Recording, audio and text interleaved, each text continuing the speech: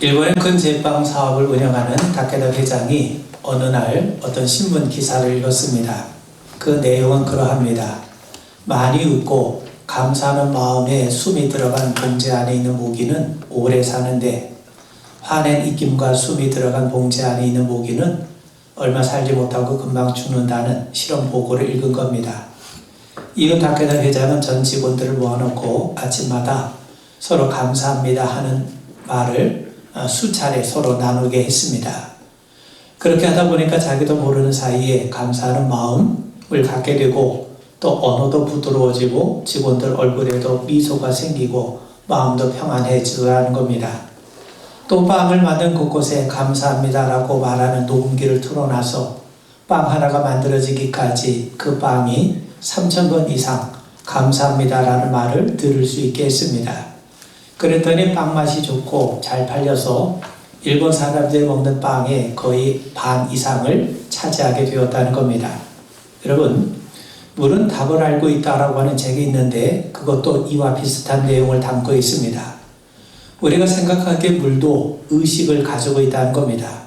물도 의식을 가지고 있고 생각을 하기 때문에 선한 말이나 칭찬한 말을 물통에 적어 놓으면 물이 아름다운 결정을 만들어내고 악한 말이나 비난하는 말을 적어 놓으면 물도 파괴적인 결정을 보여준다는 겁니다. 생명이 없는 것처럼 보이는 빵과 물도 듣고 생각을 하고 반응을 한다는 거죠. 그런데 물이 가장 아름다운 결정을 보이게 만드는 단어가 있는데 그게 뭐냐면 바로 감사라는 겁니다. 물의 가장 아름다운 결정은 감사를 통해 드러난다는 거죠. 여러분, 사람의 감정은 본능적입니다. 우리 누가 사랑을 가르쳐 주지 않아도 사랑해야 한다고 설교하지 않아도 때가 되면 사랑하게 됩니다. 부모가 되면 자녀를 사랑하게 되고 또 남자는 여자를 사랑하게 됩니다. 다른 감정들도 마찬가지죠. 좋은 일이 생기면 기뻐하게 되고 뜻하지 않은 어려운 문제를 당하게 되면 상심하게 됩니다. 대개 이런 감정들은 자연스럽게 이루어져요. 그런데 감사는 본능이 아닙니다. 감정의 영역이 아니라는 거죠. 좋은 것을 받았다고 저절로 감사하는 마음이 듭니까? 일이 잘 풀렸다고 감사합니까? 그렇지 않습니다. 좋은 것을 받고도 일이 형통을 해도 감사하지 못하는 경우가 얼마나 많은지 모릅니다. 그래서 감사는 연습을 해야 됩니다. 의도적으로 우리가 반응을 해야 됩니다. 여러분, 이스라엘 백성들 잘 알지 않습니까? 하나님께서 그들에게 참 많은 은혜 베푸셨어요. 애굽에서 나오게 하셨죠. 홍해를 갈라주셨죠. 또 쓴물을 단물로 바꿔주셨죠. 하늘에서 만나를 내려주셨습니다. 반석에서도 생수가 흘러넘치게 하셨어요. 광야 40년 동안에 발이 부르트지 않게 하셨고 신발이 헤어지지 않게 해주셨어요. 또 광야를 걷는 동안에 낮에는 구름기둥으로 뜨거운 태양볕을 피할 수 있게 하셨고 밤에는 불기둥으로 밤의 추위를 막아주셨습니다. 그런데 광야 생활하는 내내 이스라엘 백성들의 입에서는 감사는커녕 불평과 원망의 소리가 끊이지 않지 않았습니까? 오죽했으면 하나님께서 절기를 정하셔서 그들에게 감사를 훈련시키셨겠습니까?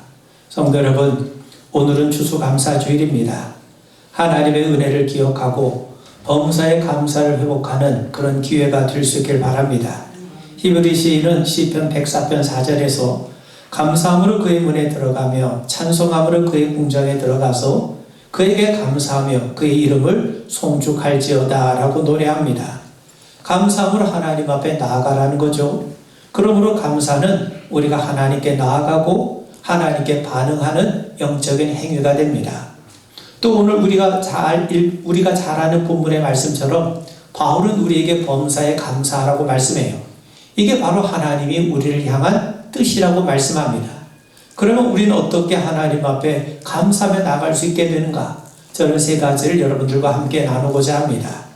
우리를 감사의 자리로 나아가게 하는 것은 믿음이에요. 우리가 믿음의 눈으로 보면 세상은 하나님이 창조하신 것을 알게 됩니다. 히브리서 11장 3절에 증거하는 것처럼 믿음으로 모든 세계가 하나님의 말씀으로 지어진 줄을 우리가 아나니 보이는 것은 나타나는 것으로 말미암아 된 것이 아니니라. 세상은 하나님의 말씀으로 지어졌어요. 그렇다면 하나님은 창조주가 되시고 세상의 주인이란 말 아니겠습니까? 세상은 무주공산이 아닙니다. 세상에는 주인이 계시는데 그분이 바로 하나님이세요. 그런데 여러분, 하나님이 주인이시란 말은 하나님께서 세상을 돌보신다, 또 하나님께서 지닌 세상을 다스리신다는 말입니다. 하나님은 지금도 세상을 다스리고 돌보고 계십니다. 예수님 말씀하시기를 참새 한 마리가 떨어진 것조차도 하나님의 섭리 안에서 이루어진다고 말씀하세요. 뿐만 아니라 공중에 나는 새, 들에 핀 잡초까지도 하나님께서 먹이시고 입히신다고 말씀합니다. 그런데 여러분, 우리가 믿음의 눈을 갖게 되면 이 세상을 창조하시고 돌보신 하나님이 바로 우리의 아버지가 되심이 보여지게 됩니다.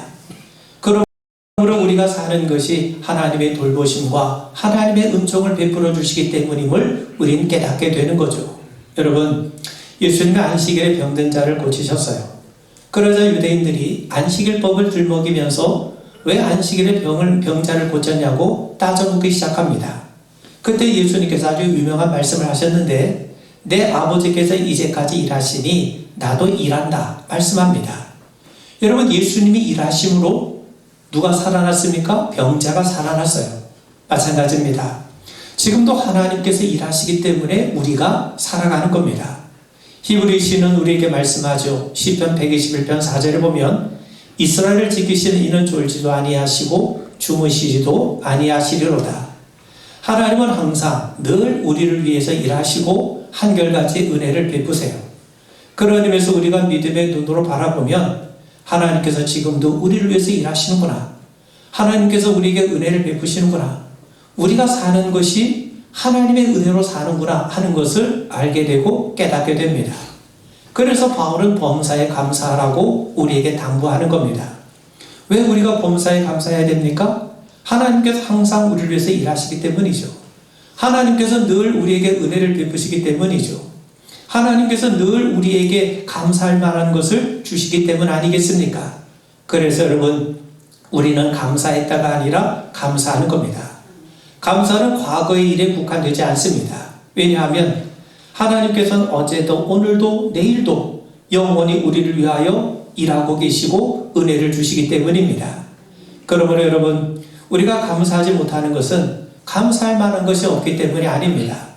감사할 만한 것을 보지 못하기 때문에, 우리 눈이 가려져 있기 때문에, 우리가 믿음으로 하나님이 은혜 베풀어 주심을 제대로 깨닫지 못하기 때문에 하지 못하는 겁니다. 여러분, 일본인 가운데 이무라 가즈키오는 32살의 젊은 나이에 요절한 사람입니다. 그는 섬유6종 암이 폐에까지 전이 되어서 아주 32살이라고 하는 젊은 나이에 세상을 떠난 일본인 의사입니다. 그는 죽음을 앞두고 혼자 남게 될 아내, 그리고 자식을 먼저 떠나 보낼 부모를 생각하면서 자신의 마음을 이 책에 담았어요. 그 책이 우리나라에서도 종이학이라고 하는 제목으로 발간이 되었습니다. 그 책 가운데 그는 아주 당연해 보이는 것들의 소중함을 우리에게 이렇게 말해줍니다. 왜 모두들 기뻐하지 않을까요? 당연하다는 사실들. 아버지가 계시고 어머니가 계시다. 손이 둘이고 다리가 둘. 가고 싶은 곳을 자기 발로 가고 손을 뻗어 무엇이든지 잡을 수 있다. 소리가 들린다. 목소리가 나온다. 그보다 더한 행복이 어디 있을까? 그러나 아무도 당연한 사실들을 기뻐하지 않아. 당연한 걸 하며 웃어버린다. 새 끼를 먹는다. 밤이 되면 편히 잠들 수 있고, 그래서 아침이 오고, 바람을 실컷 들이마실 수 있고, 웃다가 울다가 고함치다가 뛰어다니다가, 그렇게 할 수 있는 모두가 당연한 일. 그렇게 멋진 것 아무도 기뻐할 줄 모른다. 고마움을 아는 이는 그것을 잃어버린 사람들 뿐. 왜 그렇지? 당연한 일.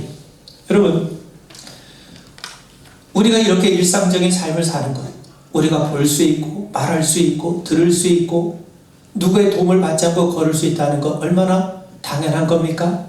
그런데 그 당연한 것이 당연한 것이 아니라 하나님이 우리에게 베푸신 은총인 거예요. 우리가 당연하게 누리는 것을 누리지 못하는 우리 이웃들 형제들을 한번 생각해 보세요. 여러분, 시인 고두연이 이렇게 노래를 합니다. 아침에 출근길에 붐비는 지하철에 있었어요. 또 막히는 도로로 인해서 짜증이 납니다. 그러면서 그 마음속에 내가 20분 먼저만 나섰어도 하는 마음이 들죠. 그러면서 그가 노래하기를 날마다 후회하지만 하루에 20분 앞당기는 일이 어디 그리 쉽던가요. 가장 더운 여름날 저녁 시간에 쫓기는 사람들과 사람에 쫓기는 자동차들이 노랗게 달궈 놓은 길 옆에 앉아 꽃피는 모습을 들여다보면 어스름 달빛에 찾아올 박각지 나방 기다리며 봉우리 벙그는데 17분, 꽃잎 활짝 피는데 3분, 날마다 허비한 20분이 달맞이 고데게는 한 생이었구나. 그가 잠시 달맞이 꽃이 피는 것을 보니까 달맞이 꽃은 봉우리를 벙그는데 17분 걸리고 꽃잎을 활짝 피우는데 3분, 합하여 20분 걸린다는 거예요. 우리가 이렇게 게을리에 허비했던 20분이 달맞이 꽃에게는 한 생애라는 겁니다. 여러분, 우리가 감사하기 위해서는 우리가 당연하다고 여기는 것이 하나님이 주시는 참된 은총의 세계의 힘을 볼 수 있는 영안이 열려야 됩니다.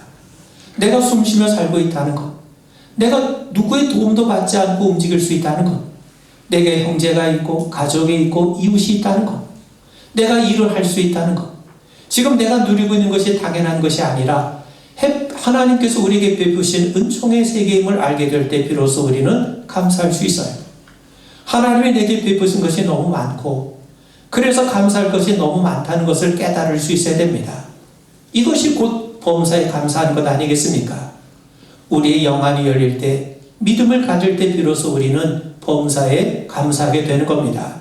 여러분, 사람은 자기가 보고 싶은 것만 보고 듣고 싶은 것만 들어요. 특정한 시각에 사로잡히면 다른 것이 보이지 않고 들리지 않습니다. 땅에 사로잡힌 사람은요, 땅 외에 다른 것을 보려고 하지 않아요. 그래서 땅에 사로잡힌 시선을 하늘을 향해 들게 하는 게 믿음인 겁니다. 믿음이 뭡니까? 하나님에 대해서 눈을 뜨게 하는 거죠. 그래서 믿음은 땅을 향한 시선이 하늘을 향하게 하고 하나님에 대해서 눈뜨게 만드는 거예요. 하나님에 대해서 눈을 뜨니까 그분의 은총과 그분의 도우심으로 우리가 사는구나. 세상에 당연한 것은 없구나. 그 모든 것이 하나님의 은총이구나. 그래서 우리는 범사에 대하여 하나님 앞에 감사하며 나아가게 되는 겁니다. 여러분, 예수님의 안식일에 날 때부터 앞을 보지 못하는 맹인의 눈을 뜨게 하십니다. 맹인이 눈을 뜨는 것은 하나님이 하신 일이죠. 선지자 이사야는 메시아가 와서 하신 일 가운데 하나가 맹인이 눈을 뜨게 되는 것이라고 말씀합니다. 그런데 지금 맹인의 눈이 띄어지고 있습니다. 그렇다면 이것이야말로 하나님께서 우리에게 메시아를 보내주셨다고 하는 증거 아니겠습니까? 하나님께서 지금 이스라엘 백성들에게 은총을 베풀고 계시다고 하는 구체적인 증거 아닙니까? 또한 앞을 보지 못하는 자의 눈이 띄어지는 것은 정말 축하받을 만한 일 아니겠습니까? 그런데 그들은 조상의 전통에 사로잡혀서 예수님의 안식일을 어겼다는 이유로 비난하기 시작해요. 그들이야말로 눈뜬 장림격이죠. 눈은 뜨고 있지만 정작 제대로 보고 있지 못합니다. 육신의 눈은 멀쩡한데 믿음의 눈이 감겨있기 때문입니다. 그래서 예수님이 그들을 책망하세요. 너희가 맹인이 되었더라면 죄가 없으려니와 본다고 하니까 너희 죄가 그대로 있느니라. 여러분, 이 말은요, 비난이고 책망이 아니라 은유적인 표현이에요. 왜 너희들 믿음의 눈이 띄어있지 못하느냐? 지금 메시아가 오셔서 하나님의 구원의 은혜가 펼쳐지고 있는데 왜 그걸 바라보지 못하고 있느냐? 그들의 믿음 없음을 탄식하는 겁니다. 성도 여러분, 그런 의미에서 우리 믿음의 눈이 열려야 됩니다. 우리 믿음이 눈이 열리게 되면 예수님이 보여요. 하나님이 우리와 함께 하시고 우리를 돌보고 계심이 보여지게 됩니다. 여러분, 귀신 들린 아이의 아버지가 예수님 앞에 와서 간구하죠. 무엇을 하실 수 있거든 우리를 불쌍히 여기서 도와주시옵소서. 그러자 예수님이 할 수 있거든이 무슨 말이냐? 믿는 자에게는 능치 못할 일이 없느니라. 그러자 아이 아버지가 소리를 질러요. 내가 믿나이다. 나의 믿음 없는 것을 도와주소서. 여러분, 우리에게 필요한 것은 내 믿음이 얼마나 크냐, 그것이 아닙니다. 믿음의 내용이 무엇이냐가 중요하죠. 우리가 하나님에 대해서 얼마나 큰 믿음을 가졌느냐가 아니라 우리가 믿는 하나님, 그 하나님이 정말 크신 하나님이요, 그 하나님이 섬세하신 분이요, 그 하나님이 나를 위하신 분이요 그 하나님이 내게 은혜를 베푸시는 분이라는 그 분명한 믿음이 우리에게 필요한 겁니다. 내가 믿고 있는 하나님이 얼마나 크신 하나님인가?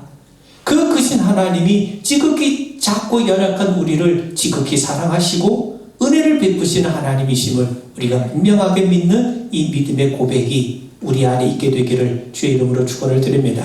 여러분, 우리는 집신 장수와 남학신 장수 이야기를 너무나도 잘 압니다. 집신 장수와 남학신 장수를 둔 어머니가 있었죠.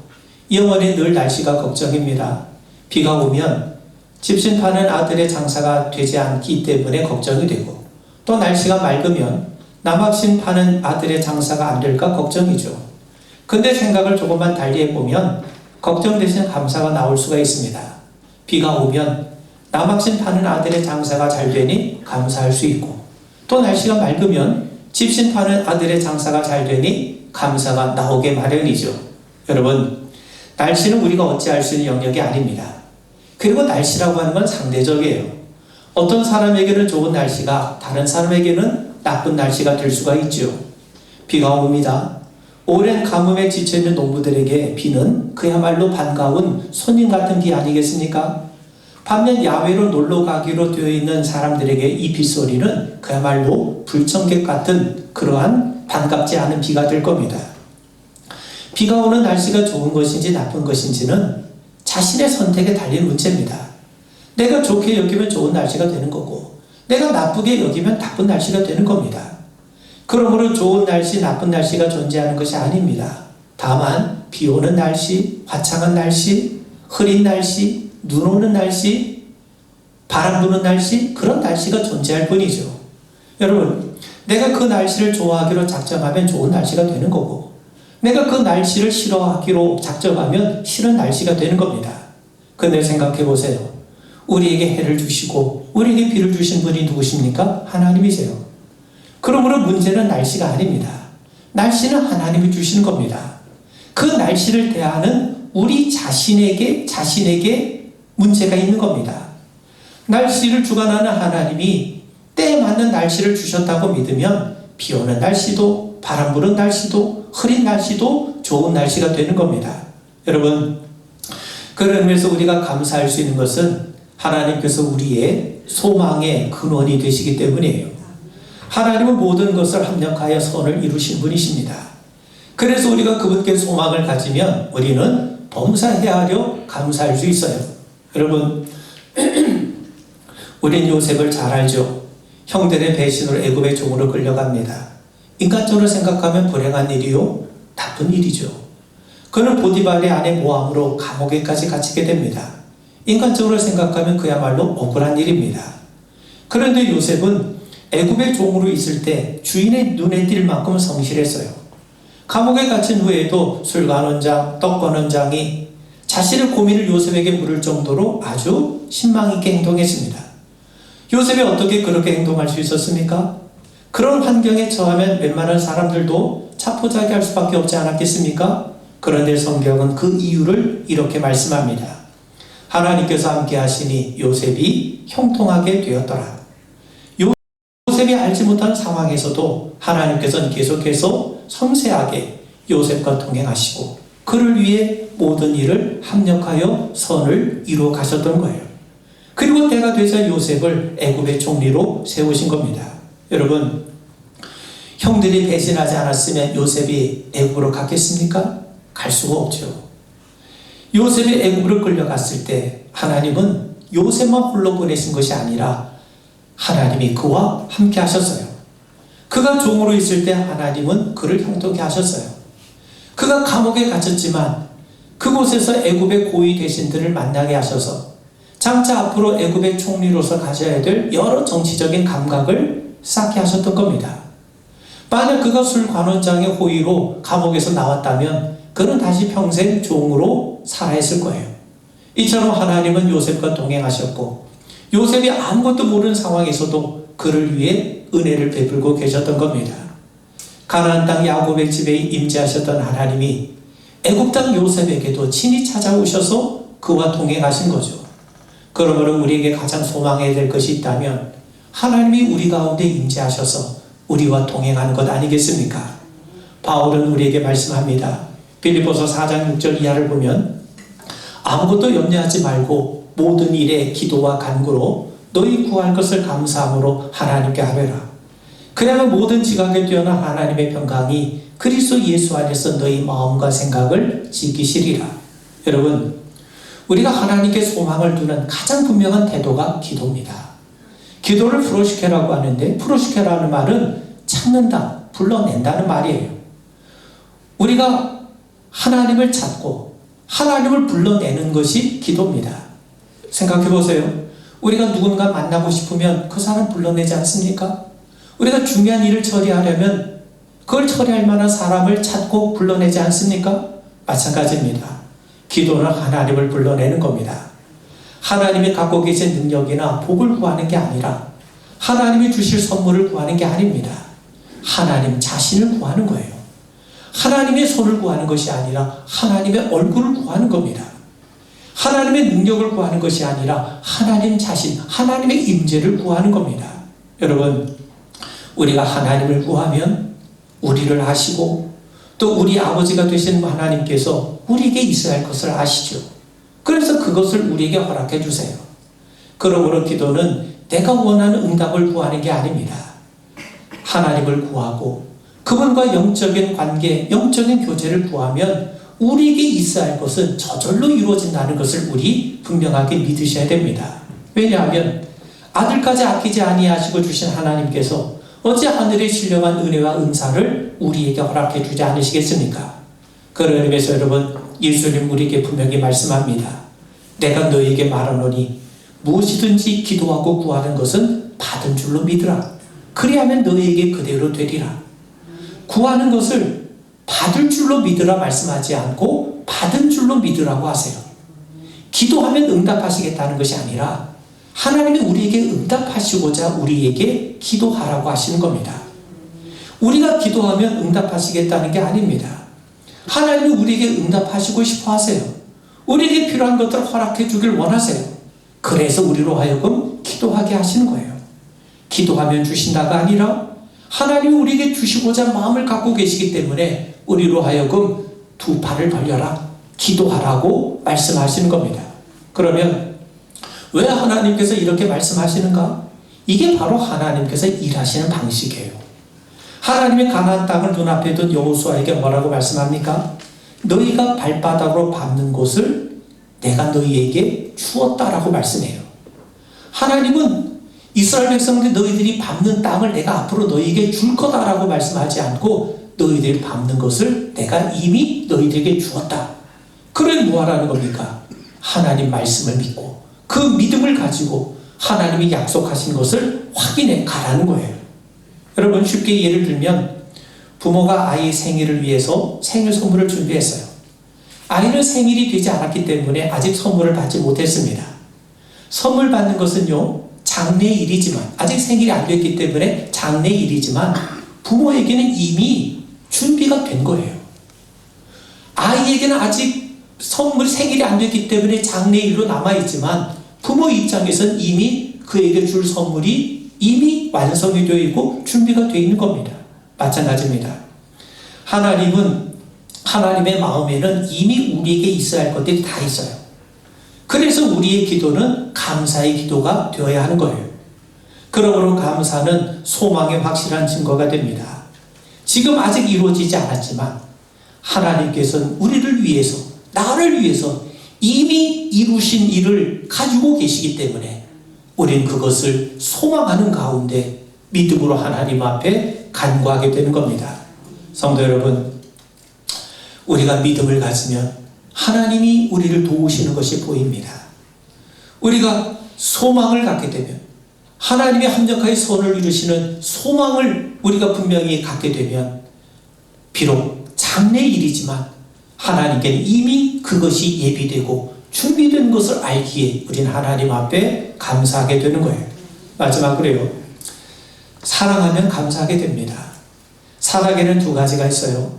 사랑할 이유가 있는 사랑과 사랑할 이유가 없음에도 불구하고 사랑하는 겁니다.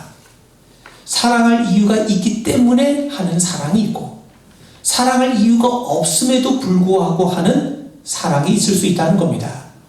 그런데 사람들은요, 뭐뭐 때문에, 이유가 있기 때문에 하는 사랑은 당연하게 여기고, 사랑할 이유가 없음에도 불구하고 하는 사랑은 그야말로 고상하고 아름다운 사랑으로 여겨요.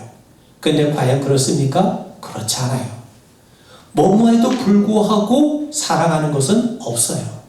여러분, 제가 아는 어떤 분 가운데 여자분이 장애를 앓고 있는 분과 결혼을 했어요. 사람들은 그 남자가 장애를 갖고 있음에도 불구하고 결혼한 그녀의 사랑이야말로 가장 고상하고 아름다운 사랑이라고 칭찬합니다. 그래서 제가 한번 물어봤어요.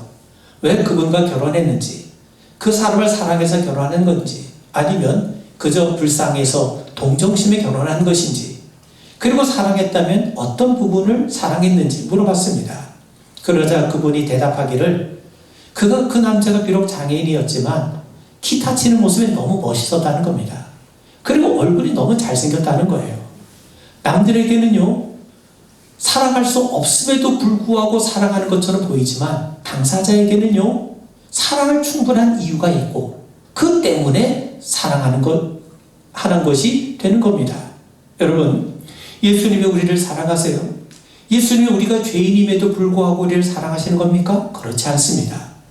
예수님은 우리가 죄인이기 때문에 사랑하시는 거예요. 예수님 말씀하시잖아요. 병든 자에게라야 의사가 필요하다고 말씀하세요.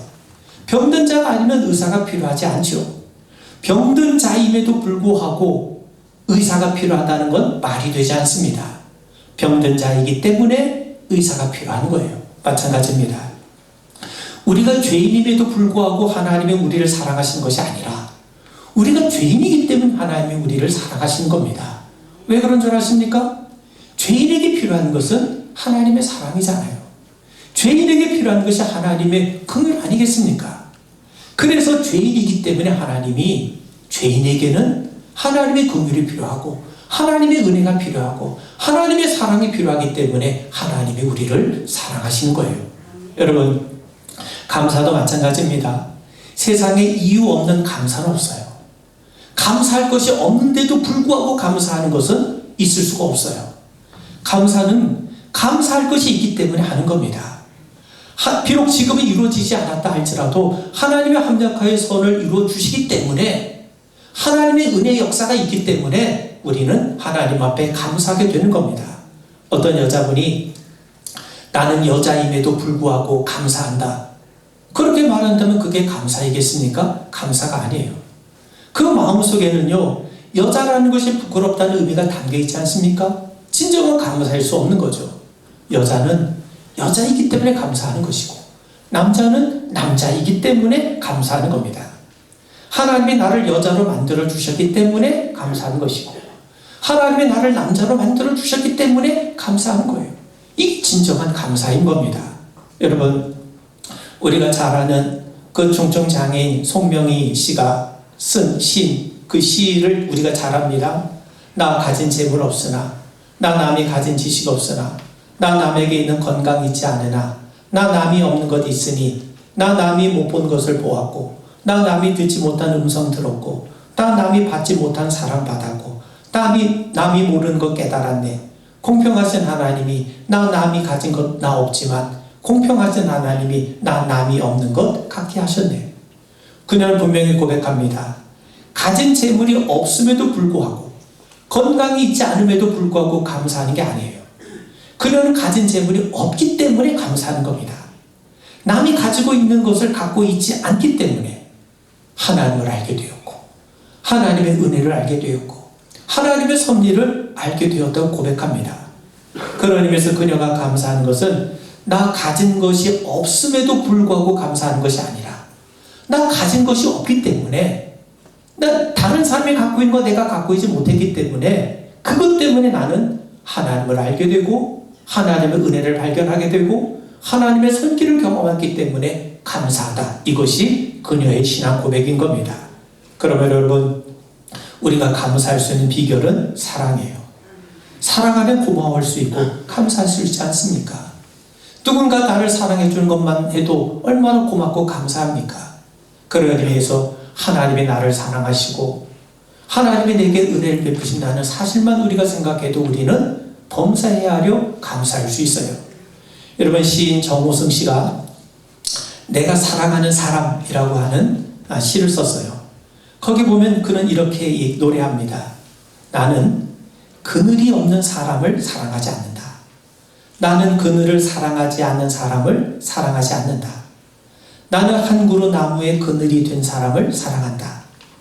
햇빛도 그늘이 있어야 맑고 눈부시다. 나무 그늘에 앉아 나뭇잎 사이로 반짝이는 햇살을 바라보면 세상은 그 얼마나 아름다운가. 나는 눈물이 없는 사람을 사랑하지 않는다. 나는 눈물을 사랑하지 않는 사람을 사랑하지 않는다. 나는 한 방울 눈물이 된 사람을 사랑한다. 기쁨도 눈물이 없으면 기쁨이 아니다. 사랑도 눈물 없는 사랑이 어디 있는가? 나무 그늘에 앉아 다른 사람의 눈물을 닦아주는 사람의 모습은 그 얼마나 고요한 아름다움인가? 무슨 말입니까? 나무도 그늘이 없는 나무 사랑하지 않는다는 거예요. 사람도 그늘이 있어야 살아갈 수 있다는 거죠. 여러분, 그늘은 우리들의 인생의 고난이라고 말할 수 있을 겁니다. 여러분, 예수님을 생각해 보세요. 그분은 가장 그늘진 곳에 오셨어요. 그늘진 인생들을 사랑하시고 위로하셨습니다. 하나님은 우리를 사랑하시고 위로하신 분이죠. 우리가 천국에 가면 제일 먼저 이루어질 일이 뭔지 아십니까? 하나님께서 우리의 모든 눈물을 그 눈에서 닦아주고 계시는 거예요. 왜 우리의 눈물을 닦아주십니까? 주님께서 우리가 겪은 것을 몸소 겪으셨기 때문이죠.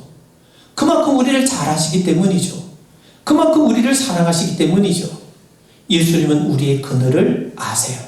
그래서 사랑하시는 겁니다. 우리가 흘리는 눈물을 아세요. 그래서 사랑하는 겁니다. 그리고 그 사랑을 받기 때문에 우리는 감사할 수 있는 겁니다. 여러분, 그늘이 있으므로 햇살이 더욱 찬란하게 빛나요. 우리의 그늘이 있기 때문에 우리는 더욱더 주님의 사랑을 받는 거예요. 여러분, 우리의 눈물이 있기 때문에 주님은 더욱더 우리를 위로하시는 겁니다. 생각해 보세요. 우리가 하나님 앞에 가게 되면 주님은 우리를 제일 먼저 우리에게 하신 일이 뭐냐면 우리 눈에서 흘리는 눈물을 닦아주세요. 위로해 주세요. 눈물을 많이 흘렸다는 건 뭡니까? 그만큼 이 땅의 삶이 힘들고 어려웠다는 거죠. 그런데 그 힘들고 어려운 것이 그만큼 더 많은 하나님의 은혜와 사랑과 위로를 받는 통로가 된다면 우리는 그 어렵고 힘든 가운데서도 하나님 앞에 감사할 수 있게 되는 겁니다. 그래서 우리는 범사에 감사하게 되는 거죠. 왜요? 우리의 굴곡진 그늘이 오히려 주님의 상을 받는 통로가 되기 때문인 거죠. 그런 의미에서 여러분, 하나님은 우리가 범사에 감사하기를 원하세요. 우리가 믿음을 갖게 되면, 믿음의 눈이 열려지게 되면 하나님이 우리와 함께 하심을 보게 됩니다. 우리가 하나님께 소망을 갖게 되면 하나님은 모든 것을 합력하여 선을 이루어 가심을 우리는 깨닫게 될 겁니다. 또 내가 비록 굴곡진 인생이요 그늘이 있다 할지라도 오히려 그 그늘이 하나님의 사랑의 통로가 된다는 것을 우리가 분명하게 깨닫게 된다면 우리는 어떤 경우에서든지 하나님을 감사하며 하나님께 감사하며 나아가는 범사해하며 감사하는 믿음의 성도가 될 줄 믿습니다. 우리 기도하겠습니다. 범사해하며 하나님 앞에 감사하는 저희들 되게 하옵소서. 믿음의 눈이 열려서 하나님이 우리와 함께 하심을 보게 하시옵고 소망을 갖게 하셔서 하나님의 합력하여 선을 이루어 가심을 소망하게 하시옵고 비록 우리가 인생의 그늘이 있다 할지라도 오히려 그 그늘이 하나님의 사랑의 통로가 되는 것을 깨닫게 하셔서 어떤 환경 어떤 자리에서든지 범사에 감사하는 성도 되게 하옵소서. 예수님 이름 받들어 간절히 기도하옵나이다. 아멘.